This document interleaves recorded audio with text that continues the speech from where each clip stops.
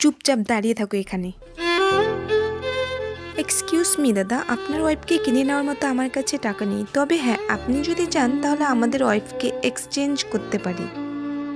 ওকে ডান। কিন্তু দাদা আপনার ওয়াইফকে বিক্রি করার কারণটা কি? ও রান্নাতে খুবই ভালো, তবে ওর মধ্যে ফ্যাশন নেই, ওয়েস্টার্ন ড্রেস পরতে চায় না, যেখানে নিয়ে যাই সেখানে ইনসাল্ট হয়ে আসি। আচ্ছা আমার ওয়াইফকে নিয়ে যান, ইনসাল্ট নয় প্রশংসা পাবেন। আচ্ছা আমাদের কি ড্রেস মনে হয় যে যখনই ইচ্ছে করবে তখনই এক্সচেঞ্জ করতে পারবে? একদম চুপ, এখন আমি যেটা বলবো সেটাই তোমাকে শুনতে হবে। তাহলে এখন আসি, বাই।